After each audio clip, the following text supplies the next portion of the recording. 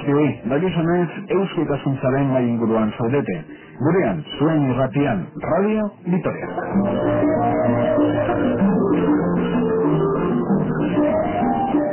Muy buenas noches, les centramos en su cita de todos los fines de semana en las tertulias de la Sociedad de Estudios Vascos Eusko Ikaskuntza en Radio Vitoria. Hoy les vamos a hablar de hospitalidad jacobea, ayer y hoy.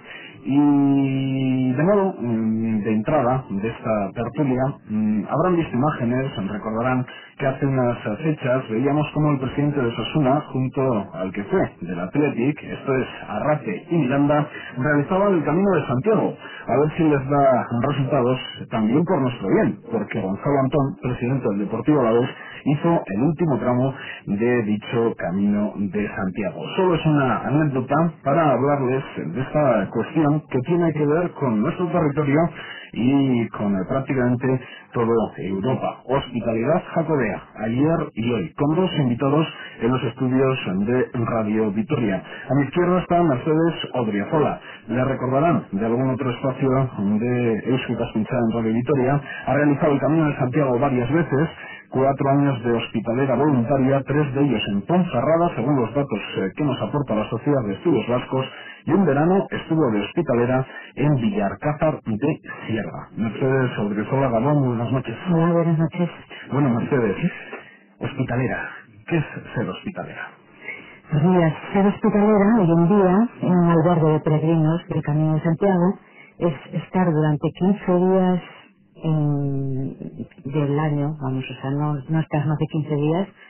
Entre mayo y septiembre son los meses en que hay hospitaleros voluntarios en los albergues, pues estar al servicio de los peregrinos que llegan a ese albergue. O sea, el objetivo primordial es estar al servicio y ayudando, aconsejando, procurándoles un alivio en su caminar cuando llegan a ese albergue. Vemos que has estado, por ejemplo, en Ponferrada, en la zona de León. ¿Tenemos alguna infraestructura de estas características en territorio alavés?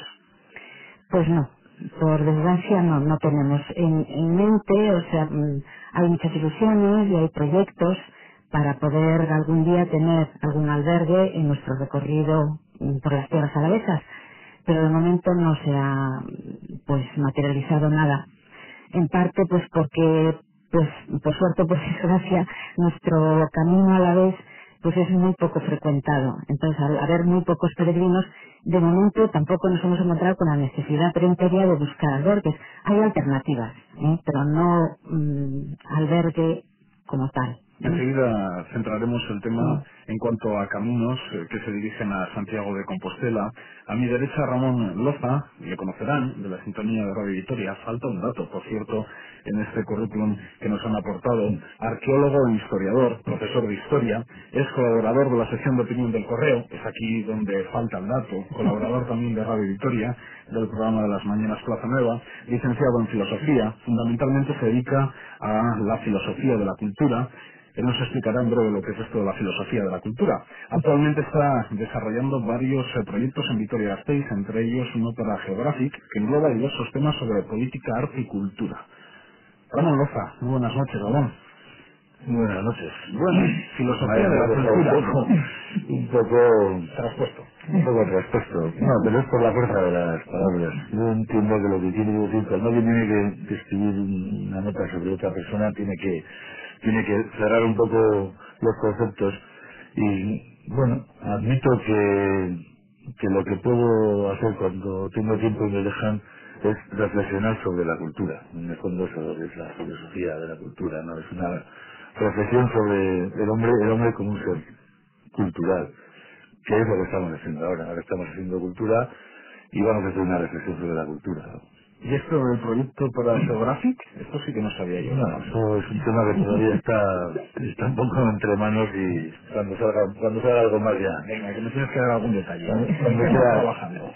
No, pues lo que acabas de comentar, pues una reflexión amplia, una reflexión general sobre el mundo en el que vivimos desde tantos aspectos.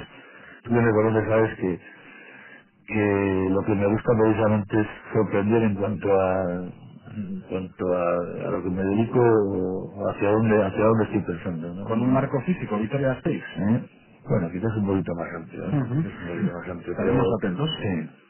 Ya veremos a ver. Quizás sea un poco prematuro. Estaremos atentos a ese proyecto que tiene entre manos Ramón Loza, pero les recuerdo que hoy vamos a hablar de hospitalidad jacobea ayer y hoy.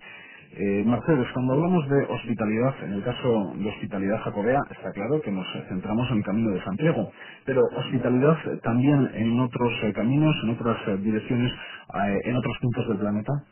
Bueno, la hospitalidad, en principio, que por lo que yo sé, pues se creó pues a raíz de las peregrinaciones a puntos concretos de la cristiandad, como Jerusalén, Roma o Santiago. Entonces, pues empezaron a aparecer, pues por ejemplo, pues los templarios, para proteger, ayudar y impulsar las peregrinaciones y a la vez pues facilitar a los peregrinos que caminaban por esos caminos pues unos lugares donde poder encontrarse, donde poder refugiarse, donde poder pues no sé, descansar de sus fatigas en esas cruzadas, porque empezó con las cruzadas a Jerusalén. Entonces los caballeros templarios pues nacieron precisamente para eso, para empezar a pues, construir y habilitar lugares donde pudiesen pues refugiarse y protegerse los peregrinos. En cuanto a la iniciativa de este tipo de instalaciones, por ejemplo, en el caso que tenemos entre manos Camino de Santiago de Compostela, ¿eran infraestructuras impulsadas por la Iglesia como institución? ¿Quién estaba detrás de esos proyectos? Bueno, en principio fueron pues comunidades de monjes, pues fueron los templarios en principio, después el Cister, bueno, Cluny, como el Cister a continuación. Entonces fueron siempre, sí, pues comunidades de la Iglesia. Y ahora, pues son federaciones, es la Federación de Asociaciones Jacobeas, que a lo largo de sus asociaciones, a lo largo de todo el territorio, pues crea pues albergues que ya existían, muchos de ellos eran antiguos hospitales de peregrinos, pero que ya estaban muy deteriorados. Otros pues aprovecharon pues casas abandonadas o no sé, centros que les dejaban o les cedían las parroquias o los municipios, los ayuntamientos, pues para instalar y para adecentar locales para ayudar a caminar a los peregrinos y pues hacerles un poco más llevadera su marcha. Actualmente dependen de instituciones públicas. Detrás de ellos actualmente, ¿quién está aparte de esa federación? Bueno, pues hay instituciones públicas, o sea, en algunos sitios, en algunos pueblos, en algunas ciudades, hay albergues municipales que están controlados pues por el ayuntamiento y tienen empleados que le están pagando, ¿no? Como por ejemplo todo el recorrido de Galicia, es la Xunta la que directamente controla los albergues, aunque ya últimamente, estos 2 últimos años, la Federación de Asociaciones Jacobeas pidió, porque no funcionaban como lo mismo que en donde hay hospitales voluntarios, ¿no?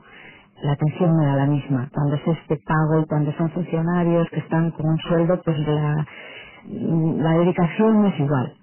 Entonces se pidió que dejasen en algunos que conviviesen a la vez, o sea que en plan de ayuda que hubiese hospitales voluntarios, y en otros directamente que fuesen pues llevados y regentados por hospitales voluntarios en Galicia. En el resto de todo el camino francés, que es donde realmente se llama francés, o de la meseta, que es el que empieza en Roncesvalles, atravesando Navarra, Rioja, Burgos, León, Palencia y luego toda Galicia, pues es donde más infraestructura de albergues existen, porque querámoslo o no, es donde caminan el 90% de los peregrinos hacia Santiago. Entonces ahí pues hay muchos, por ejemplo, muchas ciudades y muchos pueblos que son municipales y que hay otros también albergues de hospitaleros voluntarios, y esos los lleva una asociación de hospitaleros que somos totalmente voluntarios, o sea, nos pagamos nuestra estancia, nuestro viaje y atendemos totalmente gratuito, lo mismo que no exigimos nada tampoco a los peregrinos. O sea, nosotros, una de nuestras exigencias es que en los albergues donde vamos hospitaleros voluntarios tienen que ser gratis, salvo un donativo pero voluntario. Hay una hucha y el que se les insinúa aquí pues para mantenimiento del albergue, para la luz, para el agua, el alquiler en algunos casos, pero por lo demás el que no puede no deja nada, y el que puede más pues deja algo más de lo que en principio pues se podría pedir, unas 300 pesetas, hay algunos que dejan mucho más. Y esto sucede en Castilla y León, en Galicia, en todo el camino. Sí, pero hay muchos que sí tienes que pagar. O sea, en los que son municipales, esos normalmente pues suele ser unas 500 pesetas, así que tampoco no es que sean gran cosa, pero bueno, pues a ver, se paga, porque tienen que pagar a los funcionarios que están atendiéndolos. ¿Cómo te acercas al Camino de Santiago? Ahora se me ha venido a la cabeza, me ha llegado una idea de por qué te puedes acercar al Camino de Santiago, porque recuerdo cuando estuviste aquí en la última ocasión hablando de la relación de tu familia con la Escuela Agraria de Arcaute, que hablamos bastante de Galicia. Yo no sé si te acercas al Camino de Santiago precisamente por eso. Bueno, en parte, o sea, yo viví en Galicia, bueno, nací en Galicia y viví hasta los 12 años y mis padres tenían una devoción tremenda a Santiago. Yo, uno de mis hermanos, que se mató hace unos años en moto, se llamaba Santiago y yo tengo un hijo Santiago. O sea, siempre por tradición en mi casa ha habido mucha devoción a Santiago, y la visita a Santiago de Compostela, cuando vivíamos en Pontevedra, nosotros vivíamos en Pontevedra, era obligada siempre. Todos los años hacíamos una visita a Santiago, fuese o no jacobeo. Pero aparte de eso, pues sí, eso me quedaba ahí dentro, ¿no? Lo de la devoción a Santiago. Pero no conocía demasiado la historia del camino, ¿eh? Fue después de quedarme viuda antes de quedarme viuda, ya mi marido y yo nos habíamos hecho de la Asociación del Camino de Santiago cuando empezaba, porque aquí empezamos en 90, y nosotros estábamos sin llegar a Valladolid. Pero ya después fue cuando realmente me involucré, hice el camino a raíz de quedarme viuda por primera vez y fue como un revulsivo para mi persona, o sea, me vino fenomenal, porque el camino te aporta tanto y te deja tanto tiempo para ir tú sola con tus pensamientos, entonces tienes mucho tiempo para darle vueltas a tu vida. ¿Desde aquí lo realizaste? Sí, lo realicé desde Roncesvalles. Ajá, más todavía. Ahí está, por lo tanto, la justificación, porque el Camino de Santiago, una parte importante de tu vida. Y en el caso de Ramón, yo no sé, le conozco a Ramón por algunas cuestiones, pero no lo tenía yo muy relacionado con el mundo de la fe cristiana. Eso, decirlo en esta sociedad va a resultar un poco llamativo, porque hemos nacido obligatoriamente inmersos en ella. Como sabes, yo te diría que como hablábamos antes de la filosofía de la cultura es una atmósfera en la que tenemos que respirar. Evidentemente todos nosotros hemos nacido en la atmósfera de la cultura de la fe cristiana. La cuestión personal de hasta dónde introduces esa atmósfera, hasta dónde respiras, hasta qué alveolillo la respiras, eso es una cuestión muy relativa, muy compleja, en la que, lleva muchísimos matices. Es evidente que el Camino de Santiago es un elemento de la fe cristiana. Pero la sobrepasa. Pero sin duda la sobrepasa. Porque el cristianismo también es un humanismo. El cristianismo es bastante más cosas que la fe, evidentemente, ¿no? Si no hubiera tenido el éxito que ha tenido como religión, ¿no? Es una construcción de pensamiento y de manera de mirar la existencia que ha sobrepasado yo creo que a otras muchas religiones, ¿no? Entonces, cualquier persona que respira nuestra atmósfera, es una atmósfera de fondo cristiano, puede entender el camino como un elemento más o como un elemento trascendente. Europa es una construcción política, pero Europa, siento que no esté nuestro compañero Valdivieso para decirnos lo mejor, pero Europa es una construcción en buena medida del Camino de Santiago, porque lo fue, porque es una realidad que se puede constatar documentalmente. yo como te diría, la expansión, por ejemplo, del benedictismo, de ese mundo religioso de los grandes monasterios, efectivamente unida al Camino de Santiago. Y en esos monasterios, en los escritorios de esos monasterios se mantuvo la cultura, la vieja cultura. Así que, bueno, sería muy largo el ver cuál es la relación, desde el punto de vista de la cultura, o desde la fe, cuál puede ser la relación. Ahora, tú sabes que en un momento determinado, porque lo conoces la historia, particularmente se me presentó como como un desafío si yo iba a ser capaz de llevar a unos alumnos de instituto a un grupo de jóvenes horribles. Bueno, si yo iba a ser capaz de inquietudes, iba a ser capaz de llevarlos a Santiago y qué iba a ocurrir. Y me encanta decir que la expedición de los alumnos a Santiago nació plenamente aséptica y acabó siendo muy religiosa.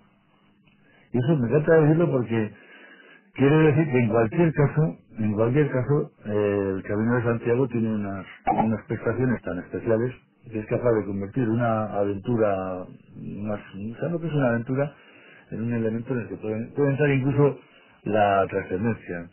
¿Por qué Santiago y no Guadalupe o otro punto? ¿Por qué la importancia de Santiago de Compostela y de Santiago en la historia? Y no historia solo de hoy en día, sino de la historia de siglos anteriores. Bueno, yo creo que Santiago es que fue un hito a partir del año 814, cuando se descubrió la tumba de Santiago, por bueno, es una leyenda, ¿no? El obispo Teodomiro de Santiago, que vio unos resplandores en el campo de la Estrella, por eso es en el Padrón, cerca del Padrón, por eso se llama Compostela, Santiago de Compostela, pues y dio aviso al rey Ramiro de León, porque en aquel momento pues la península estaba invadida por los musulmanes, ¿no? Solo quedaba ahí el norte, y entonces, bueno, pues esa noticia fue tan trascendente que se empezó a correr pues de boca en boca, porque en aquel momento empezaron a llegar pues a través de los caminos desde Europa, pues peregrinos, gente, reyes, emperadores a la tumba de Santiago a pedir. Y luego también entonces es el momento álgido de las reliquias, que eso pues Ramón te podría decir porque es más conocedor del tema. Entonces pues los monasterios, las iglesias, los conventos empezaron a traer reliquias de todas partes, que en aquellos momentos era un poco como el foco de atención del cristianismo. Entonces la gente peregrinaba para pues ver reliquias, adorar o pedir, rezar por trocitos de santos que había en aquellas reliquias, y después postrarse a las tumbas de Santiago pues para ganar la indulgencia plenaria, y con la convicción de que si la ganaban pues iban directos al cielo sin más. ¿Qué vivían por aquel entonces en Europa, Ramón? Allí y en el fin del mundo, en Finisterre. Claro. ¿Dónde si no ibas a ir a encontrar la renovación absoluta? La idea de la renovación es una idea vieja, que permanece en cantidad de facetas. Hay gente que cree descubrir el Mediterráneo cuando te dice, pero en realidad el camino de Santiago es un camino iniciático, es un camino en el fondo hacia la renovación personal, y que lo pueden relacionar con cualquier otro naturalmente. Eso es una parte del éxito, pero no es ningún misterio, ninguna cosa extraordinaria. Es que es una realidad. Ir al fin del mundo para reencontrarte, bueno, es un pensamiento sencillo. La idea de que el camino, sobre todo el camino largo, es un camino de purificación, pues es una idea también sencilla. Es que la ventaja del camino de Santiago es que es el camino de Santiago. Tú, si te das cuenta, no existe otro camino. Se podía peregrinar a Roma, se podía ir a Roma, se podía ir a Jerusalén, pero no se iba a Santiago, se hacía el camino de Santiago. Sí, el camino es una propiedad de Santiago desde el corazón de Europa hasta Santiago. Entrar en el camino era entrar en la propiedad de Santiago. Y Santiago es uno de los discípulos muy predilectos del maestro, ¿eh? No es un discípulo cualquiera. Entrar en el camino de Santiago era entrar en la cápsula espiritual del maestro y de su grupo de los elegidos. Y se entraba en ese camino y se pertenecía a él. No era un viaje a... Hablando de los caminos, no hemos hecho todavía la reflexión de los diferentes caminos que hay para situar dónde tenemos, de dónde a dónde llega el ramal en el caso Alavés. Ya nos ha hablado Mercedes del camino francés, camino de la meseta. Desde se llama francés por lo de Franco, más que otra cosa. Es el camino de los francos. Ya sabes que el concepto de Franco es por el concepto de gente que, como no está sujeta al señorío de ningún tipo, pues es franca. O es franca porque viene de Francia, o porque viene de... Y luego existe también el camino que va siguiendo al mar Cantábrico de forma paralela. Lo que nosotros llamamos el camino francés o de los francos es el gran camino organizado por los reyes.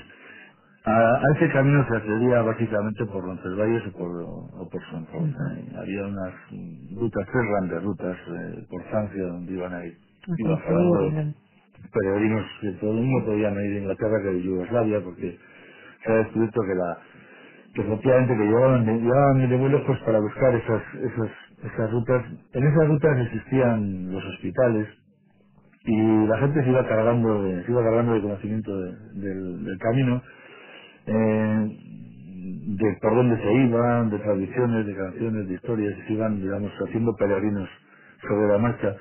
Luego, evidentemente, la gran entrada efectivamente fue Roncesvalles con su gigantesco hospital, donde se daban miles de comidas. Hay un musulmán, no te voy a decir de qué época, una crónica árabe que habla de los miles de comidas que se estaban dando en aquel lugar y la importancia que tenía. Y el camino de Roncesvalles Sontor a Puente la Reina para juntarse y después venir por ahí es el gran camino. Luego, nosotros lo que, como asociación de Álava, lo que decimos es que existían otros ramales.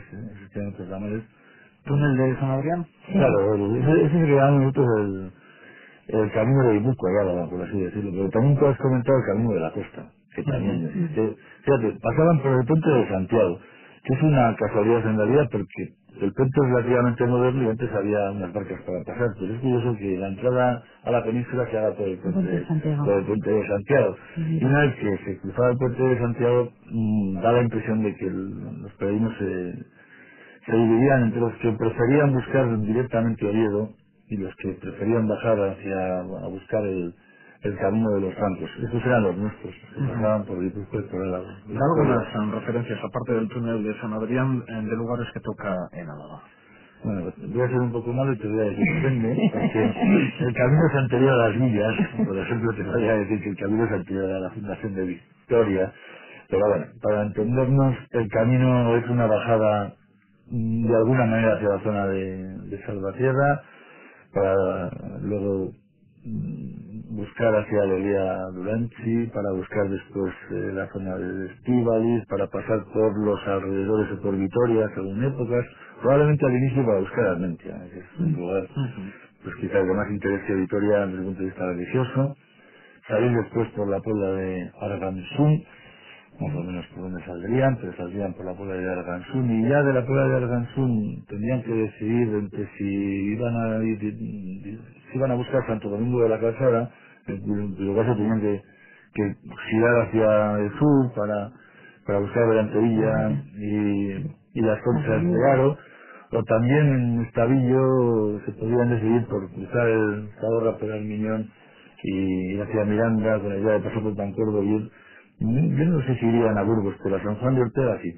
Pero desde luego las referencias de los peregrinos que vinieran por allí eran dos sitios fabulosos, Santo Domingo de la Calzada y San Juan de Ortega. Ahí estaban dos santos de primera, taumatúrgicos de primera, que te podían curar el sabañón o la lepra según el gusto. Dos santazos, Y como decía Mercedes, yo quería postular, la religión cristiana nace siendo espiritual, porque desde luego el mensaje del maestro es muy claro, es tremendamente espiritual. Él no dice nada más que una cosa tan absurda como que hay que amarse, ¿no?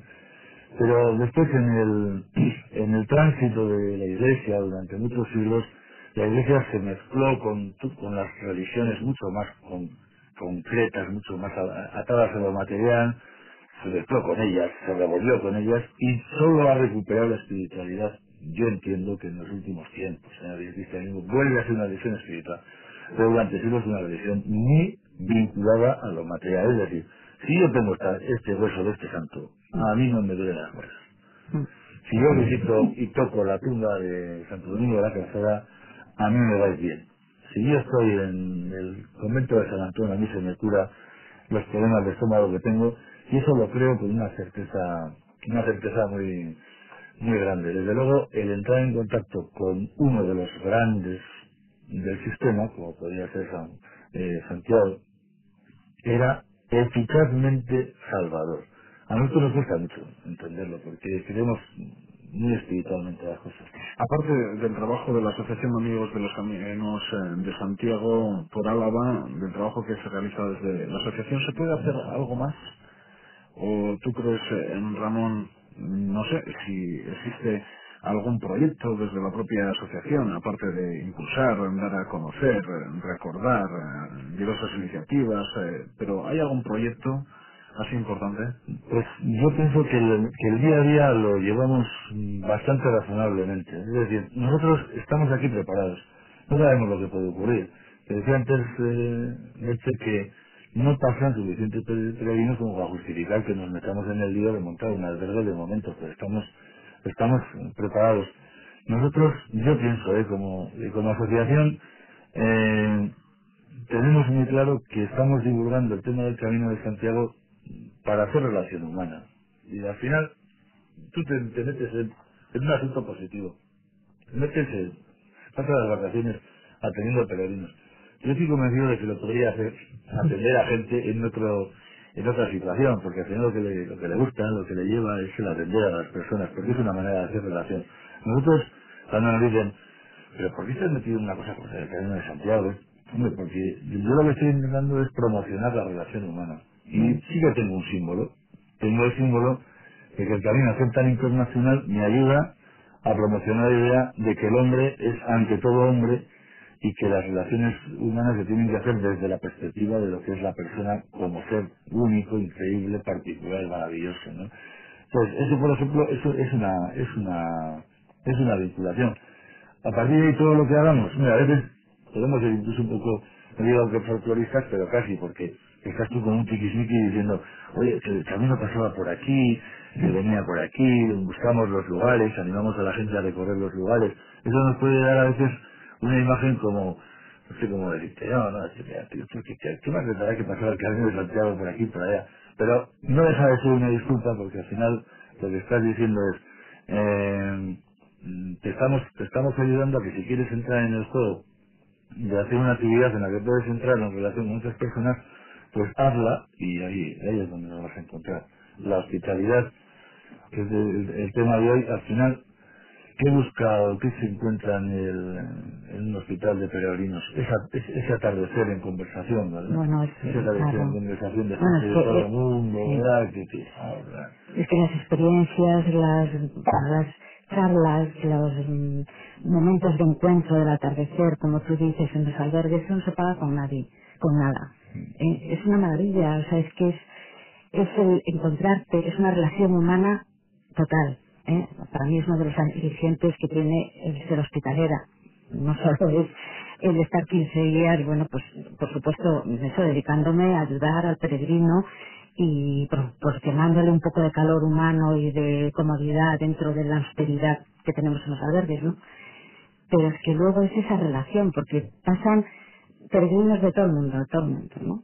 Yo, bueno, tengo la suerte de poderme entender con ellos en 3 idiomas, además del mío. Entonces, procuro crear, pues, unos momentos, como muy de relax, invito un poco, hago que la gente no que se confiese, pero que se suelte, que hable, que cuente sus inquietudes, sus su forma de concebir, pues no sé, la vida, la filosofía de vida que cada uno tiene, o sus creencias, sus principios, su espiritualidad. Vamos, lo que no hacemos los 365 días del año. Exacto, y ahí es que todo el mundo está propicio. Es como un balneario del espíritu. Total, es que el peregrino viene abierto, total, es que tiene ganas de hablar, porque se encuentra ahí con gente que no lo conoce de nada, que tienen una meta común, que es la de llegar a Santiago, recorriendo un camino pues lleno de misterio, pues que tiene misterio el camino, tiene esoterismo, tiene naturaleza, tope, luz, tranquilidad, paz, encuentro con gente de todo el mundo, o sea, es que es un cúmulo muy grande de momentos, de sentimientos, de sensibilidad ante un atardecer, ante una planta, ante un árbol, ante la música de los pájaros, porque las símbolos del campo, pues repartidas por los lugares de estancia. Y luego llega el atardecer, que nos juntamos en la cocina, cada uno comparte lo que lleva, o se hacen unos espaguetis, se comparten una sopa, las otras con chorizo, y fluye el soltarte, el hablar, el contar tus historias, tus batallitas. La hospitalera debe de no contar demasiado, no lo suyo, ¿no? O escuchar a tope y tratar de que la gente hable, y hablen unos con otros. Luego, si ves a alguno que está solo o que le encuentras triste, ahí tienes que tener un poco de mano izquierda o de sensibilidad y procurar conectarlos con otros que los ves también solos. Yo he hecho cantidades de relaciones, ¿no? De decir, oye, mira, esto está, mañana va a salir a tal hora, porque salen a diferentes horas, ¿no? Enterarme a qué hora va a salir tal o cual, y le digo, oye, que va a salir, procura salir, porque va a ser el momento que pueden encontrárselo, salvo en el albergue, mucha gente luego va a su aire, ¿no? En el camino, en el tramo que va a ser al día siguiente, y procuro ponerles en contacto. Almas solitarias que yo creo que necesitan de un contacto humano, que les procuro ahí buscar y bueno, no sé lo que ha pasado, porque luego ya se me van de las manos y no sé, pero yo creo que bueno, que ha podido funcionar muy bien ahí en Villalcázar de Sirga. Y un año en Villalcázar de Sirga y 3 en Ponferrada, que son experiencias totalmente opuestas. ¿Y eso? Pues porque Villalcázar de Sirga es un albergue pequeñito, solo para 20, bueno, que en momentos de eso buscas y metes hasta 27, ¿no? Porque por el suelo tú buscas todos los rincones, pero en cambio Ponferrada es enorme. He tenido, desde que 2 veces que he estado la segunda quincena de julio, que es la de más afluencia, pues hasta 130 personas tiradas por el suelo en esterillas. O sea, yo les metía a todos. O sea, raro es al que no le metía. Y luego buscar alojamiento, buscar prados para los burros, una vez he tenido peregrinos con burra o caballos y buscarles también algún sitio donde poder pasar la noche. Bueno, es como muy estimulante y muy... Porque Villalcázar de Sirga es un lugar muy... Bueno, y Villalcázar de Sirga encima es un lugar muy fuerte para peregrinar, ¿verdad? Muy fuerte, con la Virgen Blanca, tenemos ahí la Virgen Blanca en una iglesia, en la antigua fortaleza templaria, y con la devoción a Santa María, Santa María la Blanca de Sirga, porque la Sirga es el camino, los caminos, ¿no? La Sirga es el camino. El camino, y ahí, bueno, pues fue más enriquecedor. O sea, si cuando estás en un albergue pequeñito tienes realmente más contacto. Puedes hacer las tertulias mucho más íntimas, más agradables. Cuando son masivos, como pueden ser pues en momentos de afluencia tremenda de peregrinos, pues ahí siempre hay alguno, siempre hay alguno que quiera hablar, que busca el momento y puede formar una tertulia, pero por lo general es más difícil. La vida del albergue, ¿de qué hora a qué hora suele tener su momento álgido? Pues a partir de las 2, 3 de la tarde empiezan a llegar, y se suelen marchar, vamos, pides que a ver si para las 9 queda libre el albergue para poder empezar a limpiar, que tienes que limpiarlo todo, ponerlo en condiciones para que después empiecen a llegar. Suelen empezar a llegar hacia la 1. Lo que pasa que antes, cuando estás en plena faena de limpieza, que te sienta mal, pero no te debe de sentar mal. O sea, es una de nuestras razones de ser hospitaleros, es que tienes que recibir a todos con buena cara y comprender y tener paciencia, pero es que a veces te da un poco de rabia que estás en plena faena de limpieza y tal, y te llegan los de paso, los que no se van a quedar en el albergue, pero claro, llegan y quieren pues ir al cuarto de baño, descansar un poco, y entonces te cortan un poco esa rutina de poner a punto otra vez el albergue para los siguientes que van a llegar. Pero realmente abierto para los que van a pernoctar, los que les dan su cama, su colchón, que ellos traen su saco de dormir. Tú lo único que les das es un colchón y una ducha de agua caliente y una cocinilla para que hagan sus comidas, y luego, bueno, pues es un lugar de encuentro para lavar su ropa y todo, ¿no? Pues suele ser eso, a partir de las 2, 3 de la tarde llegan, y luego ya a las 10 procuramos que ya no entre nadie, ¿eh? En Ponferrada solía dejar un poco más porque había un tren que llegaba de Madrid a las 10 y pico. En Ponferrada es un punto donde empiezan muchos, el último tramo. Claro. Y ahí es donde se acumula. Y ya no llegan, muchos ya son el senderismo, turismo. Realmente el peregrino, es que hay variedad de peregrinos, ¿no? O sea, de clases de peregrinos. Pensaba que me ibas a decir, pues desde las 7 de la tarde hasta las 9 es el momento Álgido. álgido. No, es después, esa es la primera hora de la tarde. Porque salen muy temprano, madrugan mucho. Sobre todo bueno, en verano, claro, es cuando se hace más, porque ahora también en invierno pasan, pero muy pocos.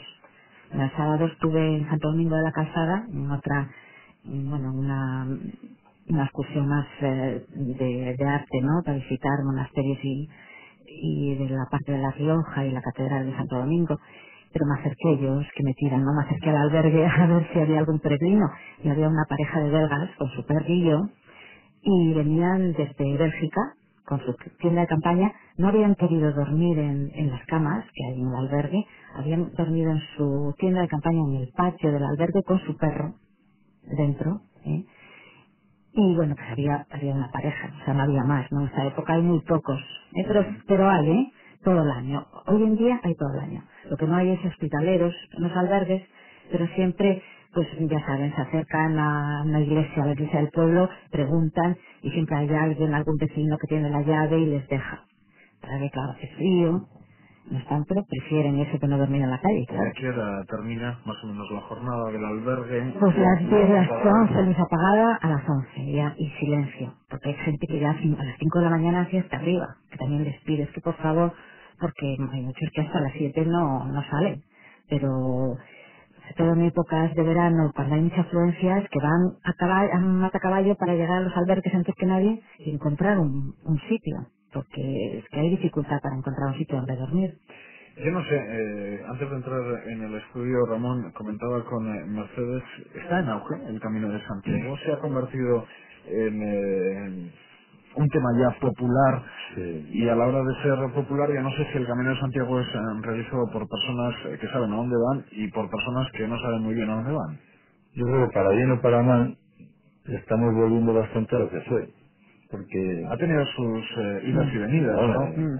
Uno no es muy viejo, pero recuerda estaba que muerto, ¿eh? cuando era más joven no sabía nada. El siglo XVIII, XIX y principios del XX, Sí. hasta totalmente... Estaba muerto. O incluso hace unos años no se hablaba tanto No, de a Santiago. partir del año 93. el 93. El Jacobeo del 93. Sí, pero tampoco es un tema que haya que escandalizarse, porque es que el Camino de Santiago lo fue también así. Tanto lo fue así que quizás si murió históricamente fue porque realmente había llegado a tomar un carácter pues que las autoridades públicas, siempre atentas al control, ¿verdad? Que esto no es nuevo, pues tendieron a cortarlo, ¿no? Tendieron a cortarlo. ¿Pero de qué época habla? Estoy hablando al final del siglo XV, comienzo del XVI, coincidiendo un par de cosas, un par de... ¿Era una ruta al bacalao o qué?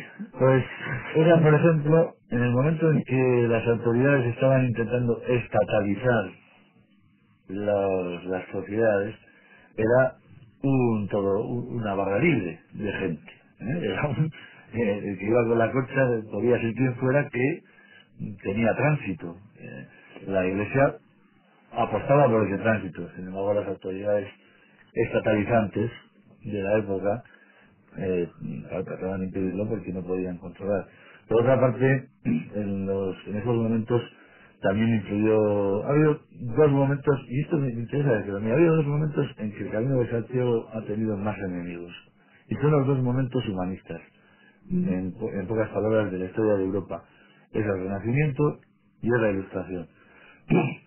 En los dos momentos, los racionalizadores cargan contra el Camino de Santiago, al que le acusan de ser un mundo de tradiciones absurdas, de engañabobismo, de antirreligión auténtica, y cargan contra él. Erasmo de Rotterdam, por ejemplo, pues hizo mucho para que el camino decayera, y los ilustrados, los serísimos ilustrados del 18, lo mismo, ¿no? Veían ahí en eso un mundo antiguo y demás. Me llama la atención porque fíjate que ya estamos en un mundo racional, y sin embargo está en auge el camino. Ahora estamos en un mundo de números. Tú das un número y te dicen, sí, ¿en cuánto tiempo se puede sacar eso? O estamos en un número de resultados rápidos. Pero Ese teléfono, pero ese teléfono se quedará viejo, ese teléfono móvil que tienes ahí, en 3 días, porque aparecerá otro y hay que hacerlo a coste más bajo. Es un mundo que corre. Pues sí, y sin embargo, por eso me está sorprendiendo, porque en un mundo tan racionalista como este, el Camino de Santiago está teniendo auge. Y no porque esté suponiendo una vuelta a actitudes primitivistas, por así decirlo, ¿no? Sino pues porque quizás se esté valorando también desde el humanismo, o sea, se esté aportando al camino el aspecto humanista de lo que es la convivencia y yo creo que uno de los pilares de la religión del futuro, que va a ser el respeto entre las personas. ¿Qué te ha parecido? Es una anécdota, pero esto que ha saltado a los medios de comunicación, el presidente de Osasuna, tras muchos problemas, tanto en cuanto al equipo y lo que ha sufrido Osasuna en los últimos años para mantenerse en primera división, lo que ha sufrido el presidente, problemas de salud y demás, que hace el Camino de Santiago con Arrape, que ha dejado ya el mundo del fútbol, ¿no? La presidencia del Atlético. ¿Qué te ha parecido? No sé qué cuando baje este año los Osasuna, no sé a quién le va a echar la culpa, ¿no? Si baja, que no creo que baje, pero vamos, si baja, no sé a quién le va a echar la culpa, ¿no? Porque ya se ha hecho el Camino de Santiago. Ojo que Gonzalo Antoni fue el último tramo también, ¿eh? Bueno, eso dicen. Te voy a decir, ya que me dices una anécdota, te digo otra de nosotros, yo mismo. Y le mandé una carta muy atenta al señor Antón, y me puse a su disposición para orientarle en cuantos temas le interesaran en torno al Camino de Santiago. Con segundas. Yo pertenezco un poco, ahora pues estoy aquí al departamento de marketing de la asociación, pero soy un vendedor. Y no era por segunda. Le acababa de mandar una carta a Gonzalo Arroitia, de la Fundación de Santa María, diciéndole lo mismo. Y Gonzalo Arroitia contestó, y la prueba es que ahora tenemos una de las vitrinas en la sección de acogida, está dedicada al Camino de Santiago, porque vieron enseguida que efectivamente los acogidos en la catedral era muy fuerte y que había que meterlo.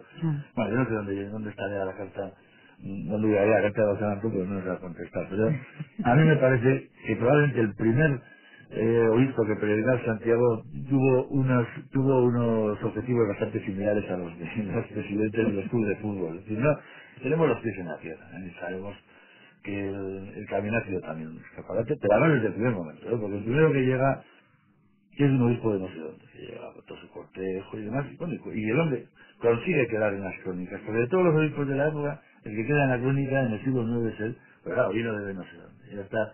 El mismo Carlos Magno, no sé si vino o no vino, pero lo estuvo pensando, porque al final, y es asistido siempre. O sea, no hay personaje que no haya querido entrar en la historia, o que no haya estado en la historia, que no haya hecho el Camino de Santiago de ficción o de mentiras. Bueno, pues esto a mí me ha parecido simpático. Y desde el punto de vista del marketing, pues estupendo, porque claro, tiene una resonancia ahí. Estos señores son ahora los viejos antiguos obispos, ¿no? Tienen una trascendencia a sus actuaciones públicas. Ahí creo que estaba Jato dándole masaje. Sí, era Jato, dándole masaje. Jato es uno de esos personajes que todos los del camino conocemos. Es un hombre de Villafranca del Bierzo, un señor que de allí, natural de allí, que desde pequeñito, en su familia, su abuela, en su casa, acogía a los peregrinos que pasaban. Entonces él se crió con esa filosofía, ¿no? De atender a los pocos que pasaban. Y entonces él empezó con su mujer en un chamizo con plásticos, una especie como de invernadero, todo de plásticos, a coger a peregrinos que pasaban de todo el mundo. Pero según él tiene dotes, Sí. pues Curandero, un poquito, ¿no? sí, tiene magia en las manos, fuerza, una, ¿no? sí, una energía positiva a tope en sus manos, y entonces pues al que pasa y le pone las manos o le da masajes o tal, pues se queda prácticamente curado, vamos. Y luego ayuda a todos, a los que no pueden subir al cebreiro pues, con peso, les llevan las mochilas hasta arriba, en un coche, pero vamos, ¿verdad? Y luego reparte sus frutas. Ahora tiene cantidad de huertas, ¿eh? Y lleva a mí en Ponferrada, como estuve ahí 3 años y muy cerca, bueno, lo conozco bastante, me llevaba de vez en cuando los pimientos, cuando estuve en septiembre me llevaba pimientos y manzanas, y cuando estuve en julio pues llevaba otros tomates, y o sea, es un encanto de persona. Y a fuerza de donaciones de peregrinos de todo el mundo, ha hecho un albergue ahora de piedra, pero que en parte las piedras se las llevaba él, iba hasta la Cruz de Ferro a estar con Tomás el Templario, que es otro personaje del camino, que es uno que se cree templario y está allí metido. Es un periodista, un antiguo periodista madrileño que dejó el mundo y sus pompas y se quedó, él está convencido y que es un descendiente de los templarios, y imparte, o sea, hace el juramento templario en todos los que pasan por allí. Tiene unas ocas fuera, que es un animal pues un poco esotérico, ¿no?, de los templarios, y está allí en Manjarín, que está al lado de la Cruz de Ferro. Pues es muy amigo. Terminamos así, ¿no? Si te advierto que es una maravilla, ¿eh? Tú te metes en el camino y te olvidas de todo el consumismo, las necesidades materiales que nos hemos creado. Allí no necesitas nada, nada. Eres feliz con nada. Eso sí, Mercedes, una vez que llegamos a Santiago volvemos a la realidad. Exacto, Pero volvemos yo no sé si se a la vuelve... realidad. Pero ya con otra, pero con otra mentalidad, ¿eh? Yo recomendaría a todo el mundo hacer Camino a Santiago. Por hacerlo, bueno, si no puedes de una vez, porque tienes que disponer de prácticamente casi un mes, pero si no tramos de 10 días, así, ¿no? Y es que, bueno, ayuda para tu crecimiento personal una barbaridad. Seguro que hemos abierto el apetito a alguno de nuestros oyentes. Vamos con alguna recomendación, tanto física como espiritual, para afrontar el Camino de Santiago. Si lo queremos hacer desde Roncesvalles, ¿cuántas jornadas se pueden necesitar? ¿Qué recomendaciones darías para planificar días y demás? Hombre, pues depende de cada uno del ritmo que tenga y de las capacidades de marcha que tenga, ¿no? Pero vamos, yo creo que más o menos unos 25 días, ¿eh? Un promedio puede ser entre 25 y 35, Más 35, ¿eh? 35 kilómetros al día. Estamos ¿Eh? hablando de 7-8 De horas 25 al a día, 35 kilómetros al día. andando 7-8 horas, Sí, Hay fácil. una media de fácil. 5 kilómetros a la hora, que es lo que suele andar una persona normalmente. Puedes hacer un Se puede llevar el mínimo de peso. Yo, para mí eso es fundamental. Yo ahora ya no sé si sería capaz por el peso, es lo que más me asusta. La mujer, desde luego, más de 6 kilos, para nada.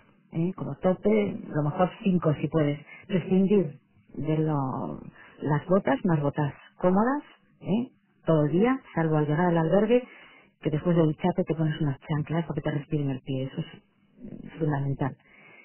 Después 3 camisetas, una puesta, otra de reserva y otra secándose con unas pinzas atrás de la mochila. 3 pares de calcetines también. Cuando necesitas comprar cualquier esto, pues es preferible comprar, tirar o dejar en el albergue para que lo usen otros después de lavado. Ujú. Y bueno, pues es una toalla pequeña, no te hace falta más, jabón chimbo que te hace de todo, lava cara, lava ropa y lava pelo, y un cepillo de dientes y pasta, una capa, pues algo de abrigo, un par de pantalones, uno corto y uno largo, y nada más, no necesitas más, o sea, prescindir, porque no lo necesitas.